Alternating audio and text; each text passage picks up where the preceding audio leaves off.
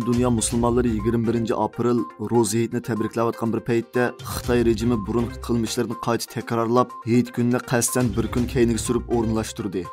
Xitoy taratqullaridagi uchurlardan ma'lum bo'lishicha, Xitoy rejimi aslida 21 April tabriklanishi kerak bo'lgan Roza Hayitini Sharq Turkistonda 22 April deb uqtirish tarqatgan bo'lib, qasddan bir kun keyniga surib etgan.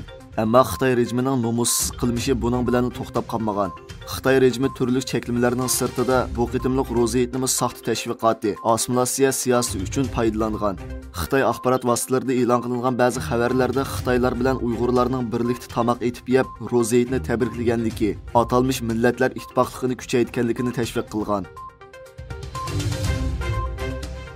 Haftalardan buyon Indoneziyada turli faoliyatlarni elib berayotgan Uyg'ur tadqiqot markazining direktori Abdulakim İdris Efendi 13 Apreldan boshlab Malayziyada Uyg'urlar masalasini tonishtirib kelayotgan edi. U 19 Aprel kuni Malayziya poytaxti Kuala Lumpurdagi Darul Islom markazida o'tkazilgan iftor so'rinda Malayziya bosh ministri Anvar Ibrahim Efendi bilan uchrashib, uningdan Uyg'urlarga yordam qilishini talab qilgan. İftar so'rin oxirlashganda Abdulakim İdris Efendi bosh ministr Anvar Ibrahim bilan qayta ko'rishib xo'shlashgan.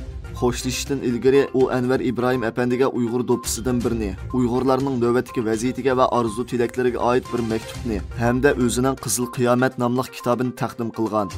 U Sharq Turkiston xalqining navbatdagi vaziyatining ig'irligini ta'kidlab, uningdan yana bir qitim Uyg'urlar uchun yordam so'ragan. Bugungi Uyg'ur she'riyatining muhojiratga izbosarlaridan biri bo'lgan Mutallib Saydullohning Ayrilish Marsiyasi nomli asari Turkiya Bengu nashriyat tarafidan nashr qilindi. Dotsent doktor Nurmuhammad Qurban tarafidan Uyg'urchadan turkchaga o'zlashtirilgan asarda muhojiratga Uyg'urlarning his-tuyg'ulari aks ettirilgan. Shoir barmoqchi bo'lgan vatani va o'zi yaxshi ko'radigan, lekin jam bo'lolmagan tuqqanlari bilan bo'lgan hissiyot aloqasini she'r tili bilan ifodalab bergan. Amerika istixborot doklatidan keyin Tayvan tarafdan Xitoy bilan bo'lgan urush ehtimolligi haqida muhim bayonot e'lon qilindi. Tayvan tashqi ishlar ministri Joseph Wu bayonot e'lon qilib, Xitoy bilan bo'lgan munosabatning yo'nalishini ko'rsatib berdi. Ministr Wu o'zi qatnashgan bir programmada 2027-yili Xitoy bilan urush yuz berish mumkinligini o'ttirib qo'ydi. Amerika istixborot doklatiga qaraganda, Xitoy prezidenti Xi Jinping 2027-yili Tayvanga hujum qiladi ekan. Xitoyning Parijda turishliq bosh elchisi Lu Shayning sobiq Sovet ittifoqi davlatlarining egilik huquqidan gumonlanishi Ukraina va Baltiq dengiz davlatlarida norozilik inkosi qo'zg'adi. Bosh elchi Shay qatnashgan bir televiziya programmasida Qrimning Ukrainaning zimini yoki emasligi to'g'risidagi savolga javob berib, Qrimning tarixda Rossiyaning bir qismi ekanligini va sobiq Sovet ittifoqi rahbari Xrushev tomonidan Ukrainaga berilganligini aytgan. Shay mundaq degan: "Sobiq Sovet sotsialistik jumhuriyat davlatlarining xalqaro qonunda haqiqiy o'rni yo'q. Chunki ularning egilik huquqini yurgizish to'g'risida xalqaro shartnoma yo'q."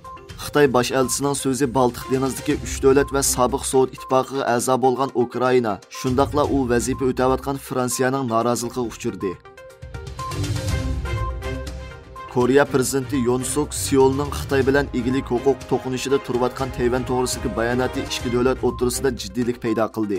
Yoon oldingi hafta Reuters agentligiga bergan bayonotida Tayvan bo'g'izidagi jiddiylikning kuchayishining Xitoyning hozirgi holatini zo'r kuch bilan o'zgartirishga urinishidan kelib chiqqanligini, Tayvan masalasining Xitoyning masalasi emas, balki Koreya yarim orlig'iga o'xshash xalqaro masala ekanligini aytgan.